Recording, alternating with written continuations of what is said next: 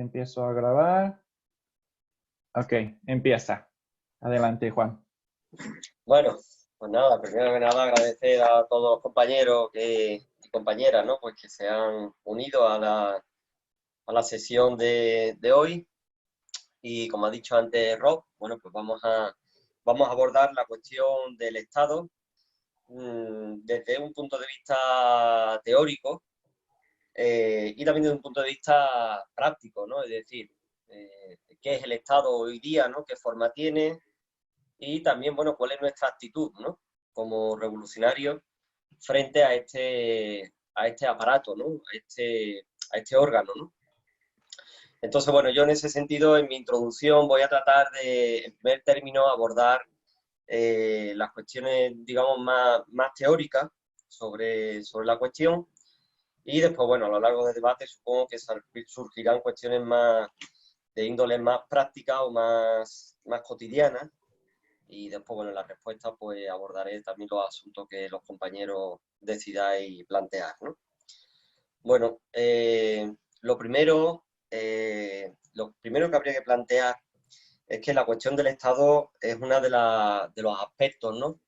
Más importantes de la teoría marxista. Quiero decir, con frecuencia, bueno, pues se pone el acento, ¿no? De una manera general, digamos, en el marxismo o bien en la parte, digamos, en su aspecto económico, el aspecto de la teoría de la economía política, o también bueno, del socialismo, evidentemente, de la lucha por la liberación de la clase trabajadora, la filosofía, ¿no? También un aspecto ampliamente, digamos, abordado, pero con frecuencia la cuestión del Estado como que pasa a un segundo aspecto, ¿no? Y de hecho esta fue una cuestión que a Marx y a Engels les preocupó desde una manera, desde un momento bastante temprano, ¿no? Ya en el manifiesto comunista ellos plantean que, digamos, el proletariado tiene como fin apoderarse del poder político, es decir, constituirse en clase políticamente dominante, ¿no? Para liberarse definitivamente pues, de la opresión a la que la burguesía lo condena, ¿no? Pero esto era una fórmula general, ¿no? De constituirse en clase políticamente dominante y, de hecho, digamos, usan una expresión que después matizan, ¿no? Ellos hablan de que la clase trabajadora, el proletariado, debe hacerse con, digamos, el control del Estado, ¿no? Sin embargo, eso que es una fórmula todavía abstracta porque no entra en la cuestión de qué tipo de Estado o qué forma daría a esa, digamos, a esa toma del control del Estado. Esta cuestión es desarrollada digamos, a los pocos años, ¿no? Y de hecho, eso demuestra que para Marx y para Engels este aspecto seguía siendo una cuestión principal, ¿no? Porque desde luego el Estado es, digamos, el aparato, ¿no? Digamos, más visible del control político, es decir, la burguesía como clase dominante no ejerce su poder directamente. Es decir, el gran magnate, el gran capitalista, digamos, no se muestra, ¿no? Como un señor feudal, pues imponiendo sus leyes al resto de la sociedad, ¿no? Sino que efectivamente la dominación se ejerce pues a través del aparato, ¿no? De un entramado de leyes, en fin, sí, de leyes y de medios coercitivos, ¿no? En última instancia. Así es como la burguesía ejerce su dominación. Entonces, claro, en ese sentido el Estado es una cuestión, digamos, central, ¿no? Porque es el medio, digo, a través del cual ejerce su dominación la clase dominante, ¿no? En el manifiesto comunista también se usa una fórmula que va encaminada en esta dirección cuando se habla de que el gobierno es, digamos, en última instancia, es la Junta General de los intereses de la burguesía, ¿no? Como clase, ¿no? Ahí ellos están digamos, aproximándose a la cuestión, ¿no? Sin embargo, a partir de las experiencias revolucionarias del periodo de 1848 a 1851, que fue una época revolucionaria que convulsionó a toda Europa, Marx escribe que, digamos, analizando los hechos concretos, ¿no? No partiendo de una idea abstracta o idealista o una fórmula preconcebida, sino partiendo de los hechos concretos, de cómo se estaban desarrollando la lucha de clases concretas, él llega a la conclusión de que la clase trabajadora no podrá utilizar para ejercer su dominación política el viejo Estado que ha servido a la burguesía para mantenerse en el poder. Esto lo dice ya en 1852, es decir, a los pocos años de la primera formulación que aparece en el Manifiesto Comunista, ¿no? Es verdad que ahí todavía la fórmula sigue siendo inacabada, porque a la conclusión que se llega es esa justamente. El Estado que ha servido a la burguesía para ejercer su dominación no servirá a la clase trabajadora para ejercer su propia dominación. Sin embargo, todavía no entra, porque ni Marx ni Engels nunca jugaron, digamos, a ser brujos o a utilizar la bola de cristal, sino que ellos estaban basándose en los acontecimientos concretos, materiales, que se estaban produciendo en el terreno de la lucha de clase, ¿no? Todavía, digo, ahí no hablan de qué tipo de Estado es el que servirá a la clase trabajadora.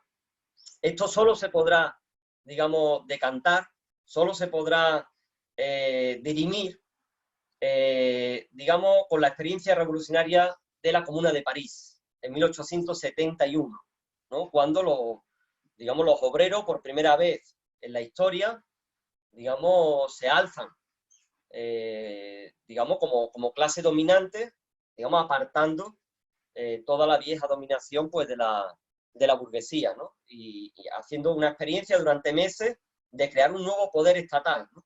Y ahí también Marx se centra en el estudio de esa experiencia, y él saca la conclusión de que ahí podemos ver el embrión del nuevo Estado o la forma que adquirirá el Estado obrero, ¿no? Es decir, una forma que básicamente se basa en, digamos, en barrer la vieja forma del parlamentarismo burgués, que se basa en la constitución, pues, de organismos en los que, digamos, compuestos por representantes directamente elegidos por la clase trabajadora, revocables en cualquier momento, cuyos sueldos, digamos, como funcionarios del nuevo Estado, no puede ser superior en ningún caso al sueldo medio de la clase trabajadora, al salario medio de la clase trabajadora, y el aspecto de la rotación, ¿no? de los cargos, ¿no? Y por supuesto, digamos, el pueblo en armas, ¿no? Es decir, el armamento controlado por el propio pueblo, ¿no? Terminando con la separación entre ejército y población que hasta ese momento, pues, había caracterizado, digamos, a cualquier forma de Estado anterior, ¿no? Entonces, digo que esta cuestión, digamos, esta preocupación por Marx, por parte de Marx y de Engels sobre la cuestión del Estado, pues demuestra que esto siempre ha sido una cuestión central, ¿no? En la teoría del marxismo, ¿no? De hecho, Engels, en 1891, vuelve al tema y escribe una obra muy conocida, que creo que se recomendó en el email que se mandó, aparte del Estado de la Revolución, que ahora trataré de desarrollar sus ideas, de Lenin, escrito en 1917. Digo, Engels, en 1891, volvió al tema en su obra conocida como El origen de la familia, la propiedad privada y el Estado, ¿no? Y ahí, digamos, él entra con todo el bagaje político, filosófico, a indagar, ¿no? Sobre el origen del Estado. Esta obra, a su vez, sirvió a Lenin después para escribir El Estado de la Revolución, en el que, digamos, polemiza abiertamente con otras tendencias del movimiento obrero, ¿no? Y ahora entraré en ello. Bueno, pues Engels, en ese trabajo, básicamente la tesis central que expone es que el Estado, el surgimiento del Estado, no es algo impuesto desde fuera al resto de la sociedad. Es decir, no es algo que alguien se ha inventado o que se ha imaginado que eso era bueno y lo ha impuesto a la sociedad, ¿no? Sino que el Estado es un órgano que surge precisamente del desarrollo de la propia sociedad. Es decir, es algo que surge de dentro de la sociedad de una manera natural. Él habla que digamos, es básicamente que es producto del desarrollo de la sociedad humana, ¿no? Y que su existencia es la confesión de que hay intereses irreconciliables en el seno de esa sociedad. Es decir, fruto pues, de intereses materiales enfrentados pues, que son incompatibles. Es decir, al final el Estado es un órgano pues, que aparece precisamente para evitar que esa digamos, ese aspecto irreconciliable de los intereses entre las distintas clases acabe en una guerra permanente que haga imposible precisamente que la sociedad pueda funcionar. Digamos, la guerra permanente, abierta entre las clases, pues haría pues, que el propio aparato productivo, por ejemplo, pues fuera inviable, ¿no? Que es la base de la existencia de la propia sociedad, ¿no? Sin embargo, aquí hay una cuestión también muy importante, ya desde el principio, y es que en este sentido el Estado no aparece como un órgano de conciliación de las clases, porque objetivamente eso es imposible, es decir, los intereses materiales entre la clase dominada y la clase dominante son irreconciliables, sencillamente es una cuestión elemental en el sentido de que lo que se lleva a la clase dominante es lo que deja de percibir la dominada y al contrario, es decir, esa pugna es, digamos, es inevitable. Lo que, digamos, la función del Estado es tratar, digamos, de hacer que esa dominación se haga de la forma más estable y más pacífica posible. Es decir, el Estado viene a hacer la función de continuar la guerra entre las clases por otros medios, ¿no? Y en este sentido, Clausewitz, que decía que digamos, se viene a la cabeza la idea de Clausewitz, ¿no? Que decía que la guerra era la continuación de la política por otros medios. Nosotros podríamos decir en este sentido que, y al contrario también, es decir, el Estado lo que viene a pacificar la guerra continua e inevitable entre las clases, ¿no? No obstante, el Estado, digamos que tiene esa función, es decir, mantener el status quo, no se presenta así abiertamente. Es decir, el Estado se presenta como un órgano imparcial, como un órgano, efectivamente, justamente como lo que se ha planteado que no es. Es decir, que viene a conciliar los intereses para que de una manera civilizada, pues la dominación de clase, es decir, el funcionamiento de la sociedad, porque no van a hablar nunca de la dominación de clase como tal, sino que el funcionamiento de la sociedad sea posible, ¿no? Y ese es el sentido, digamos, esa es la esencia, digamos, del Estado, ¿no? Con razón Lenin decía que en última instancia el Estado era un cuerpo de hombres armados en defensa de la propiedad, ¿no? Deberíamos decir de la propiedad de la clase dominante, ¿no? Digamos, esto nos lleva a considerar varias cuestiones, ¿no? Y es que la propiedad privada es una condición necesaria para el surgimiento del Estado. Es decir, si el Estado es un cuerpo de hombres armados en defensa de la propiedad, significa pues, que la propiedad es una precondición, ¿no? Ese cuerpo ya no es el armamento espontáneo de la sociedad en defensa de sus propios, digamos, en defensa de sí misma, ¿no? Sino que es un cuerpo que se especializa y se separa progresivamente de la propia sociedad, pero sin poder deshacerse en última instancia de su naturaleza y de su función histórica, ¿no? Surge, de hecho, por esto mismo, surge en el tránsito entre la sociedad gentilicia, la sociedad tribal, digamos lo que podríamos decir que era el comunismo primitivo, hacia la sociedad dividida en clases, ¿no? De entre las clases, digamos, surge una división de ámbito general, ¿no? La clase dominante y la clase dominada, ¿no? Pero también es verdad que para que exista la posibilidad de la dominación de clases, es necesario a su vez que, digamos, que se dé las condiciones para que un grupo humano pueda mantenerse, digamos, del trabajo ajeno, ¿no? Y además mantener también incluso al propio Estado, ¿no? Que necesita además de hombres armados, pues toda una serie de aditamentos, cárceles, medios para ejercer la coerción, tribunales, juristas, etcétera, ¿no? Digo, pero esa precondición es necesaria. Es necesario para que una clase pueda dominar, digamos, pues que digamos, materialmente la clase dominante pueda vivir del trabajo ajeno, ¿no? Eso a su vez conlleva la necesidad de un determinado grado de desarrollo de las fuerzas productivas, ¿no? Es decir, un determinado grado de desarrollo económico, ¿no? Por ejemplo, ¿cuándo fue posible el esclavismo? Pues el esclavismo fue posible precisamente cuando la existencia del esclavo y su mantenimiento y reproducción era más barata, digamos, que lo que producía. Es decir, si la sociedad humana todavía no ha desarrollado la capacidad suficiente como para generar un excedente económico, el esclavismo, por ejemplo, no era posible, porque lo que produciría el esclavo iría para mantener la existencia del propio esclavo, ¿no? Y si no lo mantiene, por cierto, pues también desaparecería el propio esclavismo, ¿no? Es decir, que como sistema necesitaba esto, ¿no?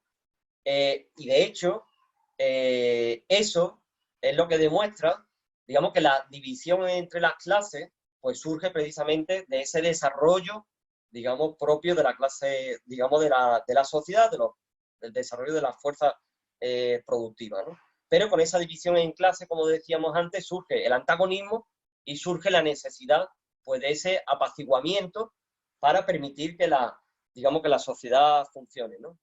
Por eso decimos que en última instancia el Estado, que no nació ayer, históricamente responde al propio desarrollo de las fuerzas productivas, ¿no?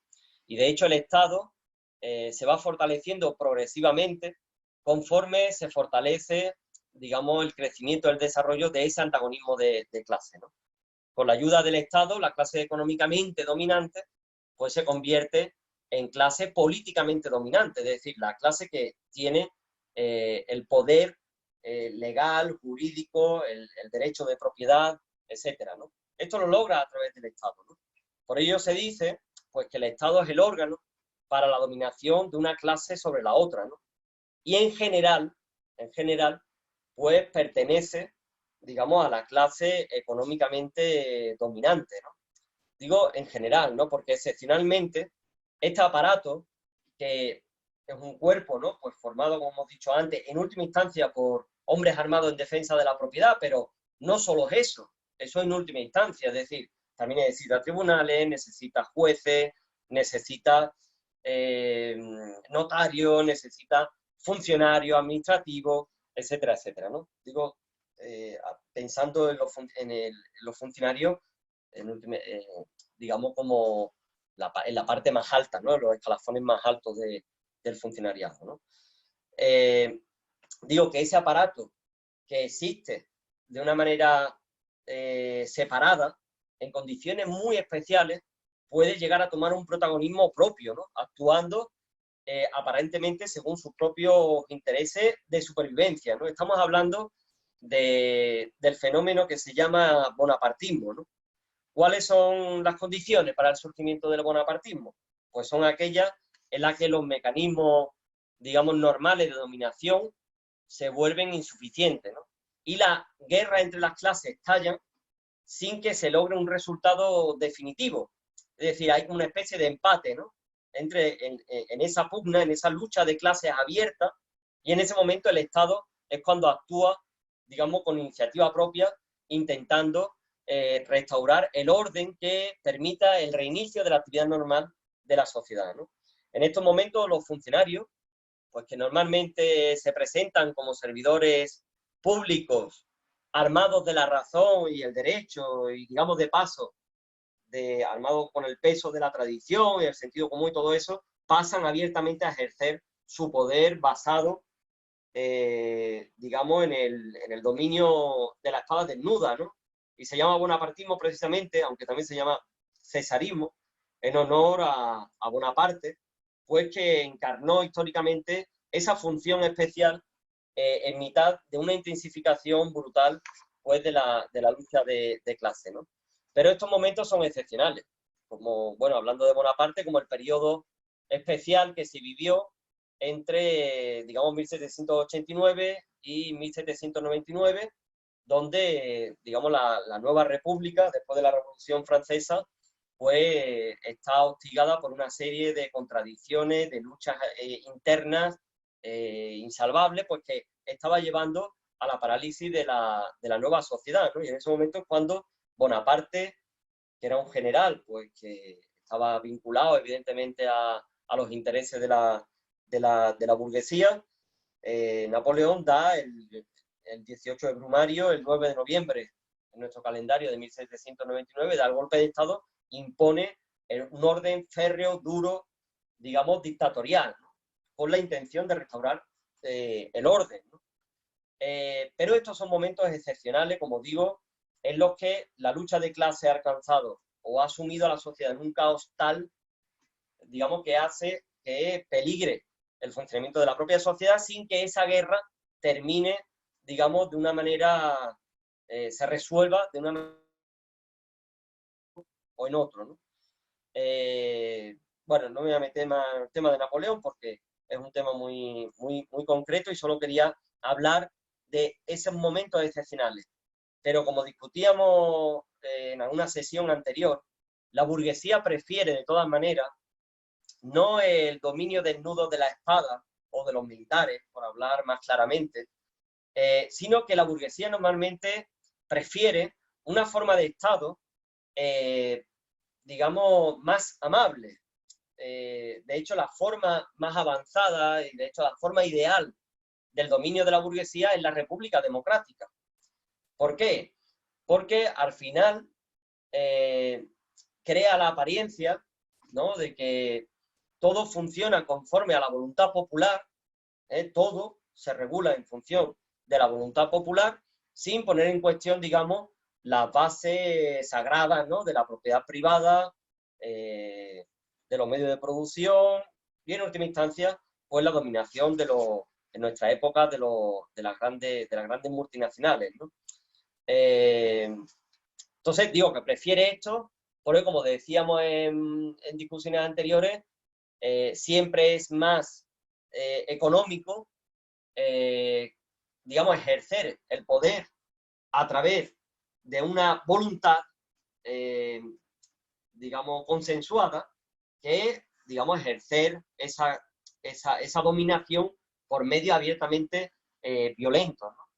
Es más fácil pues que los trabajadores acepten, digamos, su situación de clase dominada, la acepten voluntariamente a cambio de un salario, de condiciones, etcétera, que, digamos, estar con el látigo y continuamente a la defensiva de posibles levantamientos, ¿no? Por eso decimos que la república democrática es la forma que prefiere la burguesía y que mejor esconde los intereses de la clase dominante, ¿no? También es verdad que esa forma de Estado es la que, digamos, más facilidades da a la clase trabajadora, precisamente por su forma democrática, para, digamos, organizarse, para ejercer digamos, las acciones encaminadas, digamos, a su propia organización. Evidentemente, bajo una dictadura abierta, pues se prohíbe el derecho de sindicación, el derecho de reunión, el derecho de asamblea, el derecho de todo, ¿no?, de manifestación. Entonces, eso dificulta, evidentemente, el desenvolvimiento pues, de la organización de la propia clase trabajadora, ¿no? Pero tiene ese doble aspecto, es decir, facilita por un lado, pero por otra parte es la mejor hoja de parra para el dominio de la burguesía, ¿no? Sin embargo, por muchas formas democráticas, digamos, el Estado jamás pierde su naturaleza de clase y su función. De hecho, cuando en el marco de la República Democrática, bueno, o de la monarquía democrática, da igual, quiero decir, cuando bajo la forma democrática del Estado, digamos, la clase trabajadora, ejerciendo sus derechos políticos, digamos, pasa determinados rubicones o determinados límites, en ese momento el Estado interviene directamente, digamos, digamos, y decreta los estados de alarma, los estados de lo que sea, los estados de excepción, los estados de sitio, etcétera, para, digamos, poner punto y final, ¿no? Porque, en última instancia, el Estado no pierde en ningún momento, ese cuerpo de funcionarios no pierde en ningún momento su naturaleza de clase, ¿no? Cuando hablamos de cuerpo de funcionarios nos referimos siempre digamos, las cúpulas, a las esferas más elevadas, ¿no? Del funcionariado. No estamos hablando, evidentemente, de los funcionarios de ventanilla o de los trabajadores públicos corrientes, ¿no? Estamos hablando, cuando hablamos de los funcionarios del Estado, en este sentido, estamos hablando pues, del Estado Mayor, estamos hablando de la alta judicatura, de los altos mandos policiales, etcétera, ¿no?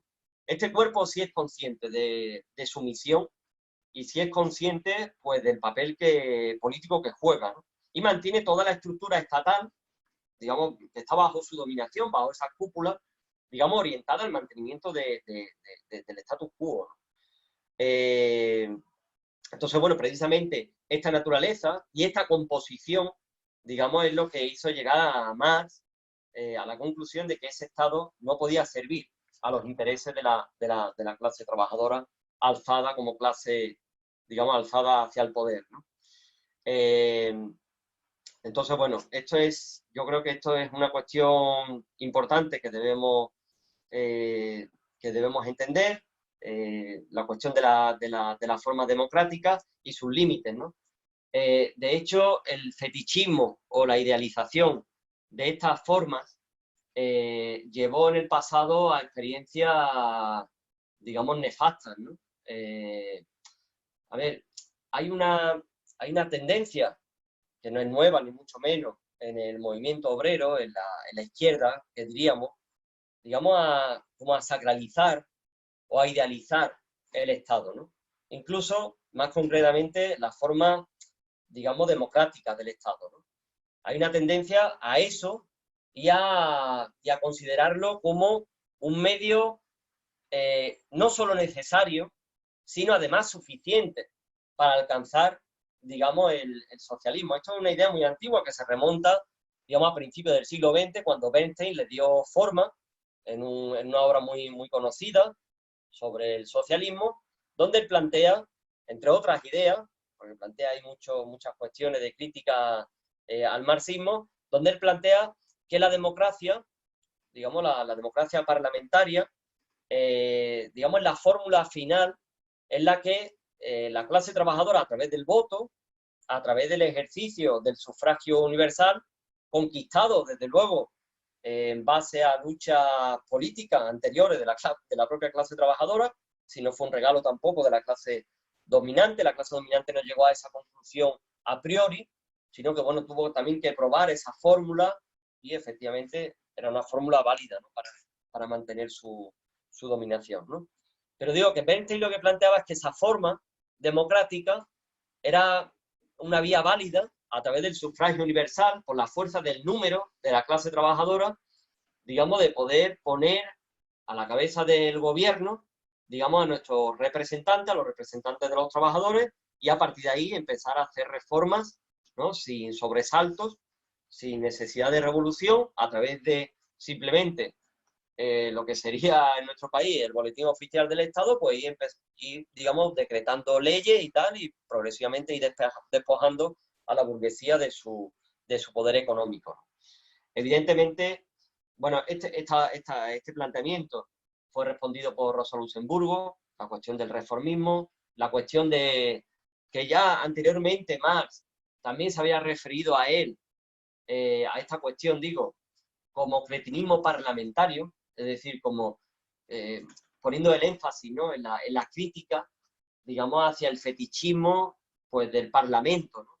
¿eh? Digo que esa fórmula de Bentham fue respondida por Rosa Luxemburgo.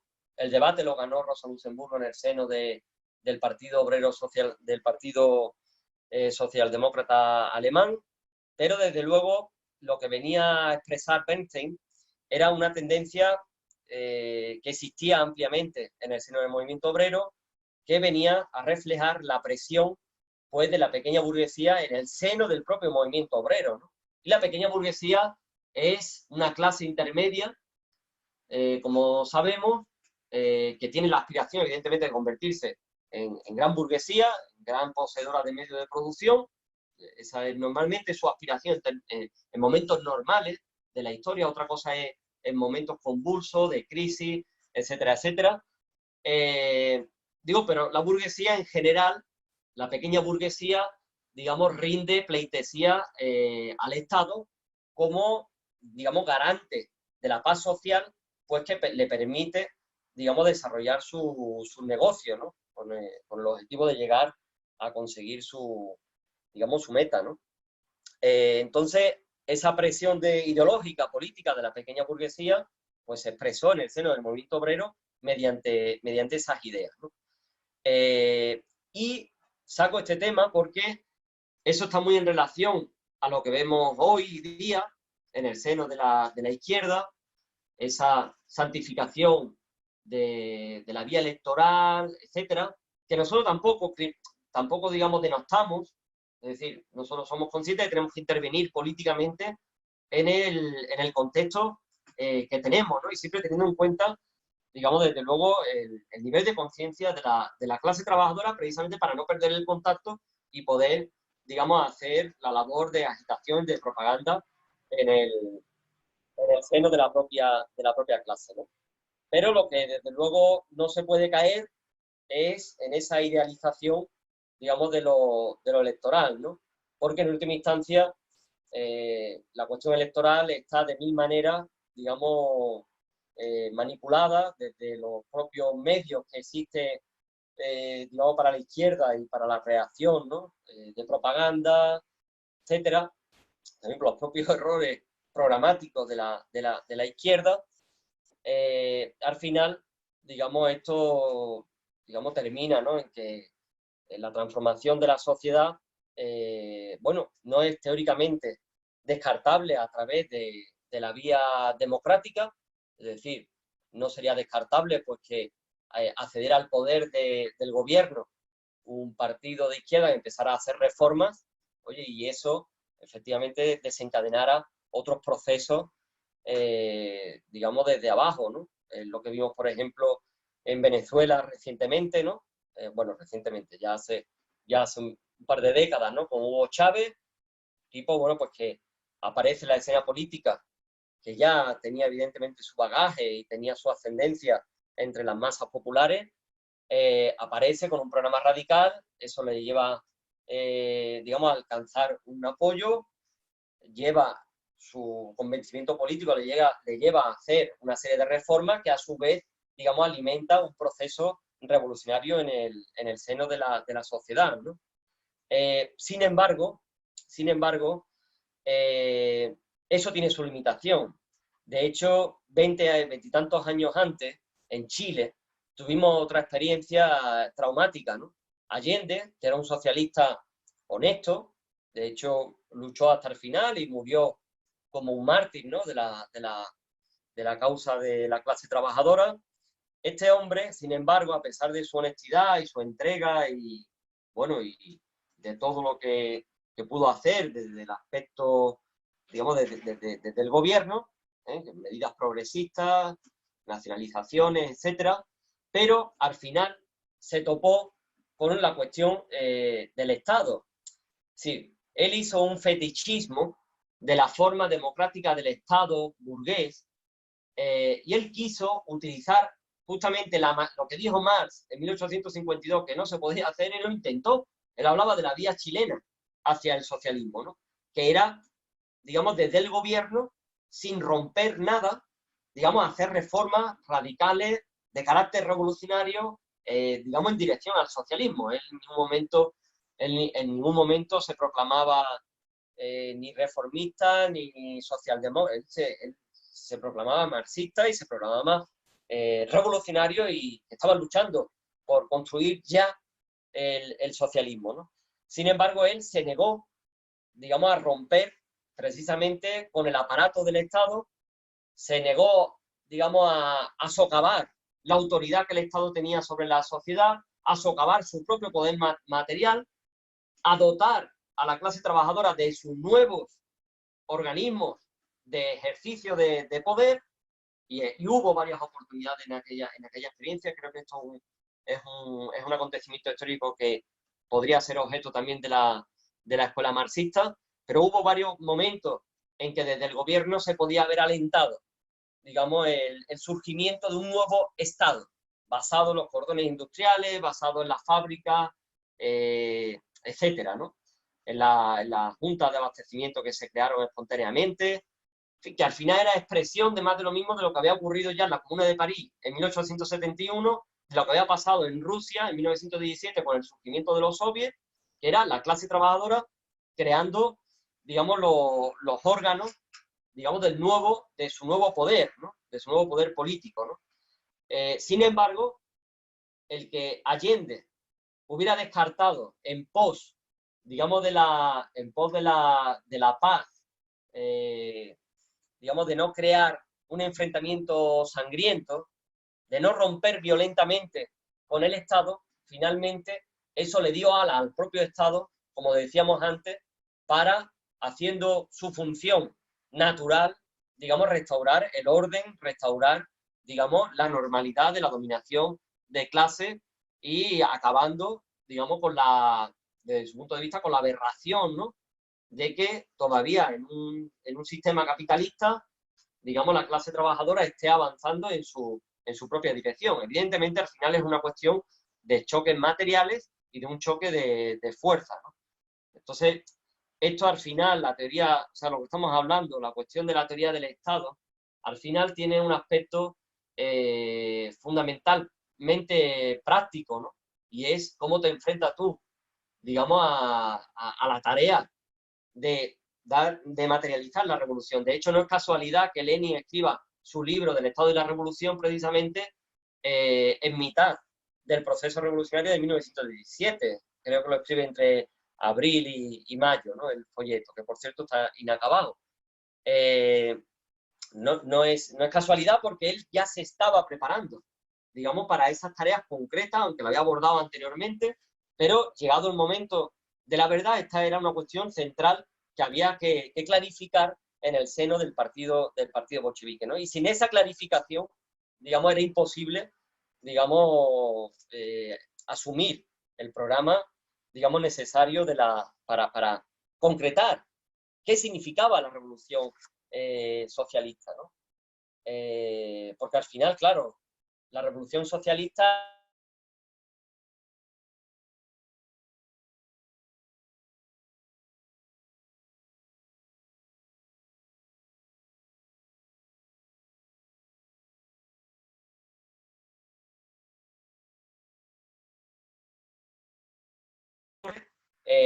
la explotación, ¿no?, de la burguesía sobre la clase trabajadora, ¿no? Sin embargo, claro, eso hay que darle una forma concreta, ¿no? Y este era el motivo, ¿no?, por el que Lenin se dedicó, digamos, a abordar esta cuestión, ¿no? Claro, digo que tiene aspectos prácticos, concretos, pero también incluso en momentos no revolucionarios como hoy día también lo tiene, porque digamos, las tendencias oportunistas en el seno del movimiento obrero, como hemos dicho antes, refiriéndonos a Bernstein, pero también podríamos hablar de Kautsky, esas tendencias todavía están presentes y, como antes decía, nosotros, a diferencia de los anarquistas, no decimos que no hay que intervenir en política, no hay que intervenir en el escenario político dado, es decir, digamos, en la forma democrática. Sí hay que intervenir, pero hay que intervenir justamente para socavar la autoridad política y moral de este régimen político. No lo hacemos para no lo hacemos para fortalecerlo o para lavarle la cara o para sacarle lustre, sino precisamente lo haríamos en caso de tener acceso al Parlamento, precisamente para utilizarlo como un altavoz más grande para demostrar para mostrar públicamente los miles de hilos y de mecanismos casi invisibles, pero que existen, digamos, que unen al aparato del Estado, digamos, a las altas esferas del funcionariado del Estado con la clase dominante. Por cierto, esos funcionarios no acceden a esos puestos por oposición, como accede un auxiliar administrativo. Esos funcionarios son, digamos, seleccionados convenientemente por parte digamos, del propio cuerpo del Estado, mediante mérito, mediante valoraciones subjetivas, etcétera, etcétera, ¿no?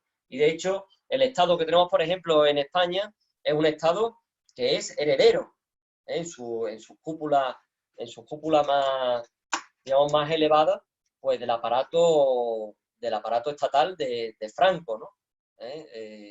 La semana pasada abordábamos la transición, y en la transición no hubo una depuración del Estado, no hubo una reconstitución, digamos, de ese organismo, en el sentido de que tampoco la burguesía necesitaba destruir todo, ¿no? Sino que gracias a los pactos con la izquierda, con ese cretinismo democrático, digamos, parecía pues como que la cuestión del Estado no era importante, ¿no? Cuando en realidad la existencia de esos elementos ultra reaccionarios, ¿no? Que aunque muchos ya han muerto, han dejado su semilla, digamos, la nueva generación, por supuesto, su doctrina sigue ahí, digamos, en los momentos, digamos, clave de la lucha de clases, eso será una cuestión totalmente, digamos, será un bastión, ¿no? de la reacción, desde donde la burguesía tratará, evidentemente, de defender su posición, ¿no? Otros aspectos del Estado que me gustaría por lo menos esbozar en estos 5 minutos, otro aspecto, digo, de la cuestión del Estado, es que, digamos, el Estado en sí mismo, y esto también está en relación a la idealización, ¿no? Por parte de los sectores algunos sectores, la mayoría de los sectores de la izquierda, el Estado, digamos, se ve obligado a seguir su existencia, como hemos dicho, por la existencia del antagonismo de las clases, pero concretamente se ve obligado a mantener las fronteras nacionales. Y esas fronteras nacionales justamente actúan de camisa de fuerza, de freno objetivo para el desarrollo, el desarrollo económico, ¿no? Porque las fuerzas productivas tienden, digamos, naturalmente, digamos, a sobrepasar, ¿no? Los límites de las nacionales, ¿no? Pero claro, es que el aparato es necesario y la dominación de la burguesía, de cada burguesía, está unida, digamos, a la existencia de ese aparato concreto, ¿no? Que tiene una delimitación territorial, etcétera, etcétera, ¿no? Entonces, es una de las grandes contradicciones. Por nuestra parte, digamos, evidentemente hemos dicho ya que estamos en contra del Estado burgués, luchamos por socavar su autoridad, creemos que cualquier idea que vaya en la línea de, digamos, de realzar su autoridad política, moral, etcétera, etcétera, pues es nefasto para los intereses para el desarrollo de la conciencia de la clase trabajadora, pero, digamos, a diferencia, y evidentemente también denunciamos pues el papel nefasto de los estados, ¿no? En cuanto a, digamos, a la enorme carga burocrática que representa, etcétera. Pero nosotros digamos, ese enfrentamiento con el Estado de la burguesía no significa un enfrentamiento con la idea del Estado en general, como hemos dicho antes. Es la diferencia que tenemos con los anarquistas, ¿no? Los anarquistas plantean, pues como se decía en una discusión anterior, pues que la clase trabajadora, para construir el comunismo, no necesita de ninguna forma de Estado. Desde luego, cuando el socialismo se desarrolla y desemboca en una fase superior, en su fase superior, que es el comunismo, donde ya las clases se han abolido, se han extinguido, por la dinámica del desarrollo de la nueva sociedad. En ese momento, evidentemente, igual que antes de la existencia de las clases no había Estado y no era necesario, cuando las clases desaparezcan tampoco el Estado será necesario. En ese sentido, tenemos una misma visión, un mismo objetivo. Ya termino, Rob, un segundo. Tenemos un mismo objetivo, pero desde luego la diferencia con los anarquistas es que nosotros sí pensamos que la clase trabajadora, una vez alzada, una vez triunfante su revolución, sí necesita de un periodo de dominación política sobre la clase derrotada. Es la época que se llama, o se ha venido históricamente a llamar, la dictadura del proletariado, que es el fin por el que el fin inmediato, digamos, por el que luchamos, ¿no? A través de la revolución. En última instancia, eso es una fase transitoria que podríamos llamar la dictadura del proletariado, o de una forma quizá más apropiada a nuestros tiempos, de democracia obrera, que es científicamente equivalente, porque de hecho sería el ejercicio, digamos, de la democracia por parte de la clase trabajadora, o la democracia de la clase trabajadora frente a la democracia burguesa, que se presenta como una democracia, digamos, aclasista, ¿no? Independiente de las clases, etcétera, etcétera. Entonces, bueno, he tratado de tocar distintos aspectos, esbozarlos por lo menos, el asunto es muy largo, hay experiencias históricas que se entremezclan con este asunto, no me da tiempo. Yo solo he querido plantear modestamente y de una manera quizá un tanto torpe, pues las líneas generales pues digamos, de la teoría, ¿no? Sobre el Estado y su repercusión práctica, ¿no? en la revolución, ¿no? Entonces, bueno, ahora en el debate supongo que podremos desarrollar más aspectos. Muchas gracias.